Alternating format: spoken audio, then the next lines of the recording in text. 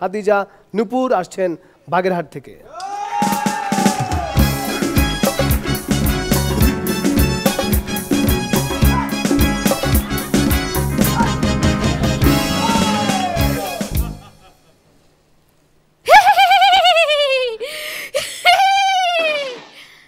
ভাবতেছেন আমি দৈত্য হয়েও বিকট শব্দ করে না হাসা এভাবে হাসতেছি কেন?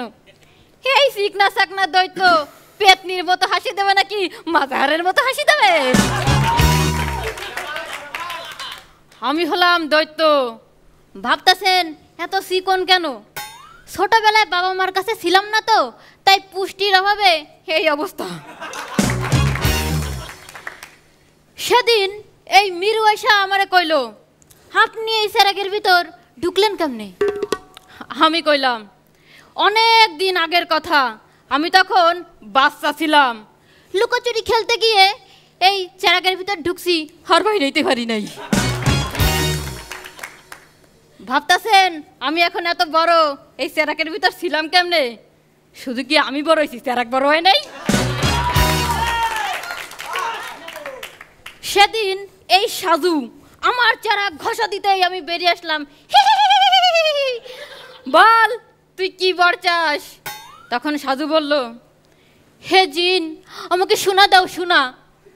আমি বললাম, কেন তোর শোনা নাই? সাজু বলল, ছিল, বউ গয়না বানাইছে।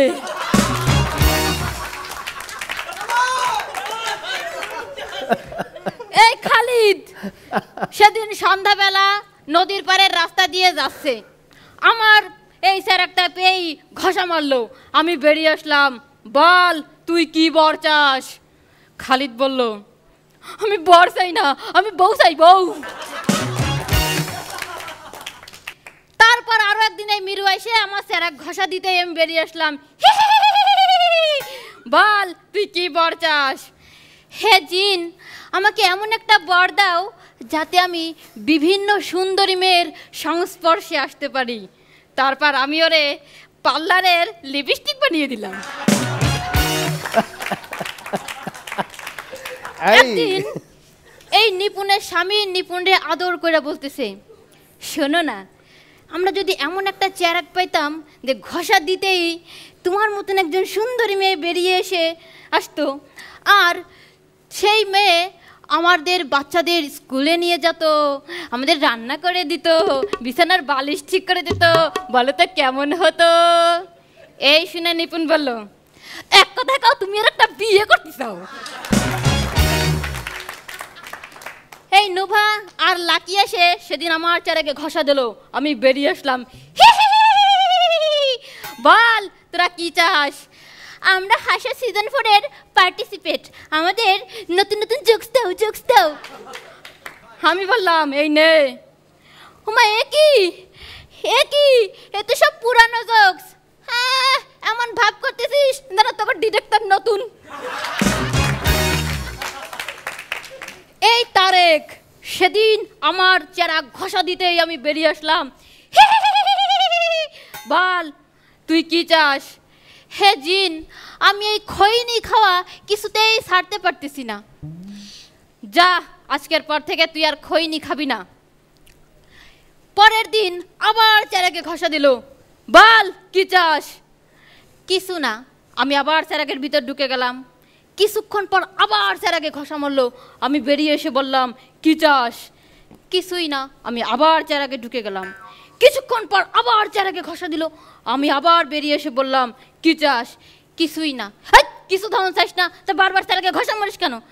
না ওই খৈনি খাওয়া অভ্যাস গেছে, কিন্তু চেরাকে ঘষা ঘষি অভ্যাস যায়নি। এই টায়ার মফিস একদিন রাস্তা দিয়ে যাচ্ছে, একটা চেরাক পাইতেই ঘষা মারলো, আর চেরাকটা বাস্ট হয়ে টায়ার মফিস মারা গেল। আমি ওর আত্মার কানের নিচে ঠাস করে থাপ্পড় দিয়ে বললাম, এই কি পাইছস কি তোরা? চেরাক একটা পাইলেই ওইটার ভিতর জিন থাকতে হবে না? এতে আমরা কি বুঝলাম? আমাদের আশেপাশে সন্দেহজনক কোনো কিছু থাকলে সেটা নিয়ে ঘষাঘষি না কইরা আগে থানায় খবর দেন।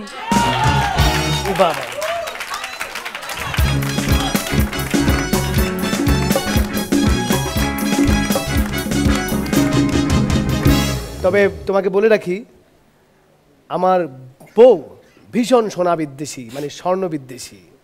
সে খুব বেশি সোনার অলংকার পরে না। থ্যাংক ইউ, গুড পারফরমেন্স ছিল। জুয়েল ভাই, তুমি তো সবসময় ভালো করো, অতএব এটা খুব বিস্ময়ের কিছু না যে তুমি ভালো করবে। ধন্যবাদ। নিপুণ, খুব ভালো ছিল। Thank you, মানে তোমার জোকস যতগুলি তুমি সিলেক্ট করলে এবং যেভাবে সবাইকে নিয়ে জোকস করলে সবগুলি জোকস অনেক ভালো ছিল। মাজার ভাই। ছোট মানেই ছোট নয়, তুমি এটা প্রমাণ করতে চেয়েছো এবং এটা তুমি যথার্থভাবে সার্থক হয়েছো। খাদিজা নূপুর, তোমাকে অনেক অনেক ধন্যবাদ। খাদিজা নূপুর, জি চেহারা একটা ঘষা দিও না, তাহলে আরেক দৈত্য চলে আসবে। Thank you.